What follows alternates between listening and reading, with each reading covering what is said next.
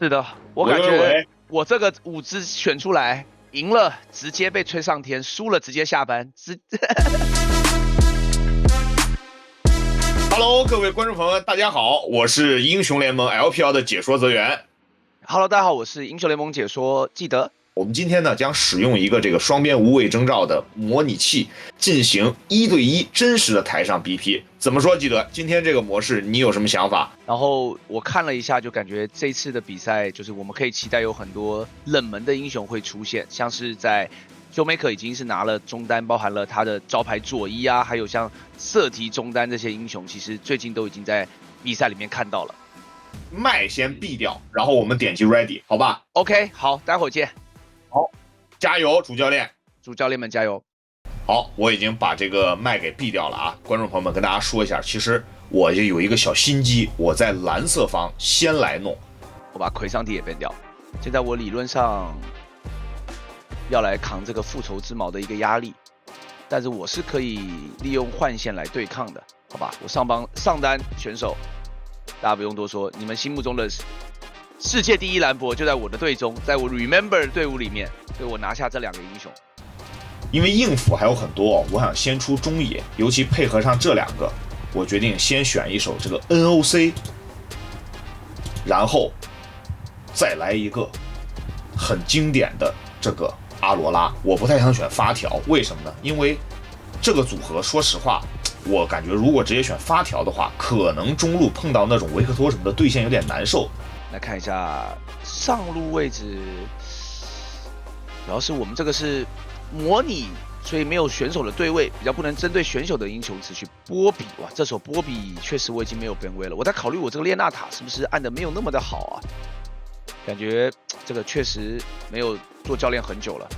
好，这是我们最后的一个 BP。OK， 我怎么直接输了啊？第一局我直接被 Teddy 爆了，然后就选择蓝色方。可以，我是觉得当然那个我们先给观众朋友们再说一下，就是我们这个节目有一个先行条件，就是大家不要带入任何一支现有的英雄联盟战队，对，因为我们设定上我们的每一个选手都是没有特点的，就是大家把他们当成5个工具人就行了。对，就是我这边就是第一兰博、第一沙皇、第一猴子，对吧？管哥那边就是第一兔。那我们就准备开始下一把，我没问题，ready 了。好，我也 ready 了。好，那我闭麦。好，闭麦吧。但是如果是这样的话，我其实有点想搬维鲁斯，因为维鲁斯这个英雄，我个人还是不太想在没有艾希的情况下看到他。我先把维鲁斯搬了吧。我的下半部会施压。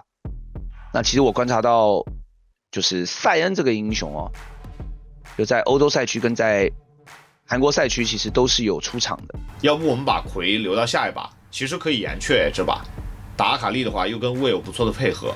大陆组合里面，这样的话我可能只有金克斯或卡莎。雷欧娜、老牛都还不错。那他的上路最后会是什么样的选择？石头人或者大树这一手，我说实话，怎么说？我这套阵容是不是裂了就爆了？我说实话，你这个阵容，我个人不是很喜欢。我们就互相说啊，就是我不是很喜欢你的阵容，是因为你的阵容太被动了，就是你没有一个很稳定的先手。但这个确实比较不是 LPL 的风格嘛。但我因为拿了位嘛，我感觉我大概率这个岩雀或者狐狸我还是要给。但是你有一手我也有点难受，就是你那个杰斯选完，其实我是就是因为这个版本杰斯太变态了。无论是对上线还是换上线，这个英雄都太变态了。然后我也有点难受，就是这手杰斯，我本来想的是，如果你前3轮不拿，我第2轮要搬掉的，因为没有特别好打杰斯的英雄了，在目前这个版本里。那现在是我直接选一个，我已经被2-0了，是吧？我现在已经压力很大。OK， 没问题。好，到第3把了哦，他又是蓝色方，但是这把我说实话没杰斯，我个人认为奎桑提的优先级会非常非常高。但我的杰斯失去了，我的杰斯没有拿下第2局的比赛，让我非常非常的难受。哦，奎桑提，哇，我好像第三场完全忘了考虑奎桑提了呀。吸血鬼，阵容越怪，赢得越快，兄弟们。这就是瑞曼博的怎么盖 BP， 大家不知道给几分啊？当你选到维鲁斯加利纳塔的时候，我觉得我们是不可能对上线的。你的盖伦只会在塔下，就是跟双刃线对位啊。盖伦被防越塔其实挺厉害的，真的就是我们现在也很难越塔吧。我想说的是，我感觉这一把你这个加里奥选完，我的看法里就是你就没有任何能配加里奥的打野了。对，就这把阵容你打到后期是一定优于我的，但就是我觉得你的中期会压力大，就是你这个阵容的，比如说前2组曹崇跟可能先锋的，就20分钟前的上半部团战是没有那么好跟我这个阵容碰的，但我这阵容就是裂了，对，哎。